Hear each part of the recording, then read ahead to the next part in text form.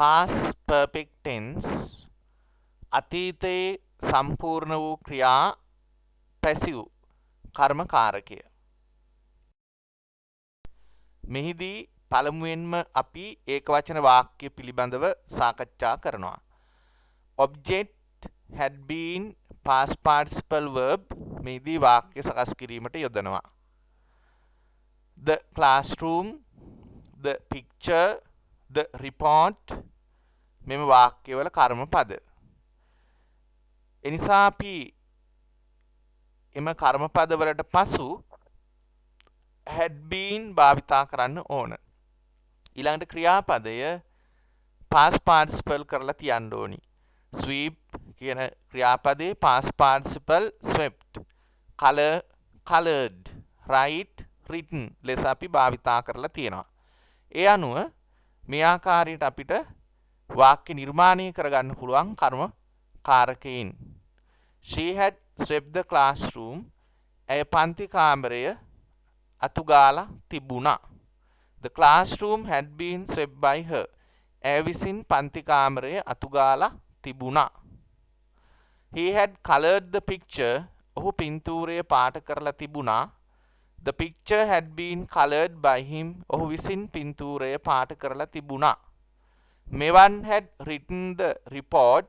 මෙවන් වාර්තාව ලියලා තිබුණා. The report had been written by මෙවන්. මෙවන් විසින් වාර්තාව ලියලා තිබුණා. මෙහිදී by her, by him, by මෙවන් ආදී වශයෙන් කරන කෙනා by මගින් ප්‍රකාශ කළ යුතුයි.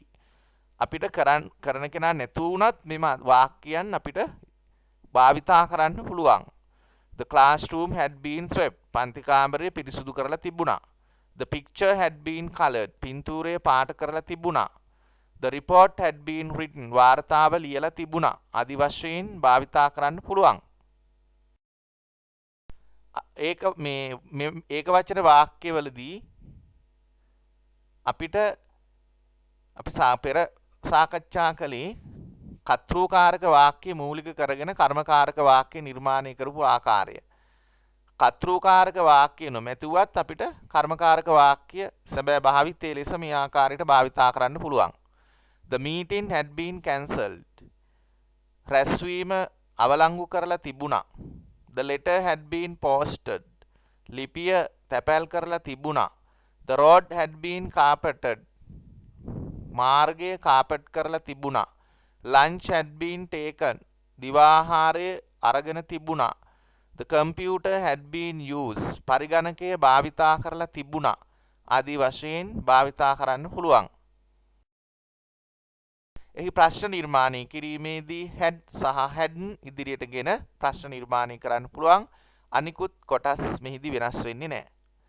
The road had been carpeted. Had the road been carpeted? The road had not been carpeted. Had the road not been carpeted? The road had been carpeted. මාර්ගය කාපට් කරලා තිබුණා. Had the road been carpeted? මාර්ගය carpet කරලා තිබුණාද? The road had not been carpeted. මාර්ගය carpet කරලා තිබුණේ නැහැ. Had the road not been carpeted? මාර්ගය කාපට් කරලා තිබුණේ නැද්ද?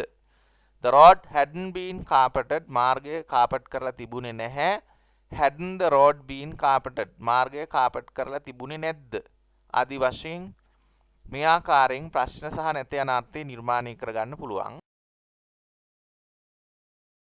නැවත අපි සලකා බලනවා බහුවචන වාක්‍ය කෙරෙහි. කර්මපදයේ බහුවචන නම් බහුවචන වාක්‍ය හැටියට අපි කර්මකාරක වාක්‍ය සලකනවා. මෙහිදීත් අපි භාවිතා කරලා තියෙන්නේ had been. එහෙනම් ඒකවචනවලදීත් බහුවචනවලදීත් කියන අවස්ථා දෙකෙහිදීම අපට had been භාවිතා කරන්න පුළුවන්. නිසා මේක ඊටාම ලේසි වාක්‍ය අවස්ථාවක්. The principal had signed the report cards. විදුහල්පතිතුමා ප්‍රගති වාර්තා අත්සන් කරලා තිබුණා. The report cards බහුවචන කර්මපදය had been යොදලා past participle verb එක පාවිච්චි කරලා තියෙනවා. කරන කෙනා by මගින් ප්‍රකාශ කරලා තියෙනවා. ඒ අනුව the report cards had been signed by the principal. විදුහල්පතිතුමා විසින් ප්‍රගති වාර්තා අත්සන් කරලා තිබුණා. Doctors had cured diseases. වෛද්‍යවරු රෝග සුවපත් කරලා තිබුණා.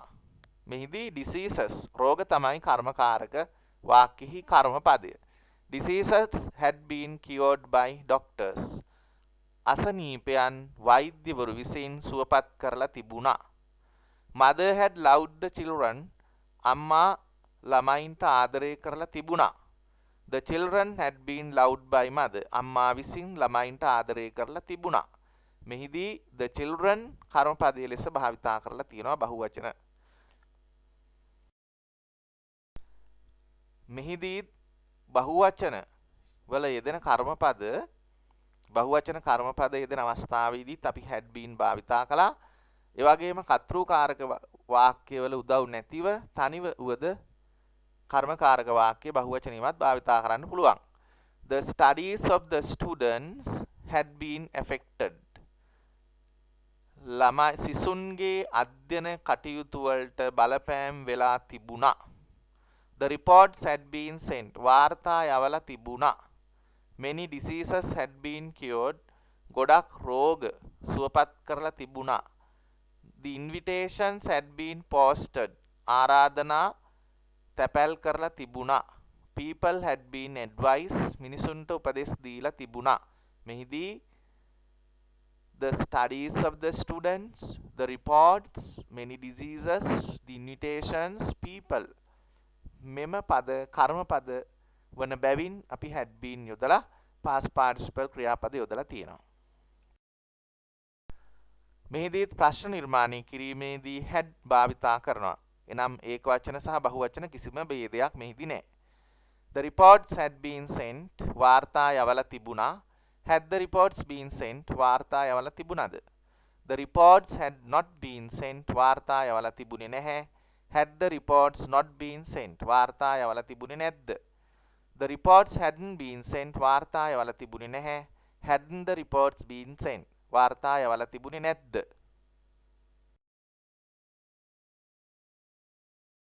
ප්‍රශ්න පදත් මේ ආකාරයෙන් නිර්මාණය කරන්න පුළුවන්. මෙතන ඒකවචන සහ බහුවචන දෙවර්ගයේම කර්මපද ඉදිලා තියෙනවා. Where had the accident been happened? කොහෙද හදිසි අනතුර සිදු වී තිබුණේ? Why had the books been returned? ඇයි පොත් ආපසු දීලා තිබුණේ? How had the food been made? කොහොමද ආහාර හදලා තිබුණේ? ආදි වශයෙන් අපට past perfect tense අතීතයේ සම්පූර්ණ වූ ක්‍රියා කියන වාක්‍ය අවස්ථාව කර්මකාරකයෙන් භාවිතා වන ආකාරය පැහැදිලිව තේරුම් ගන්න පුළුවන්.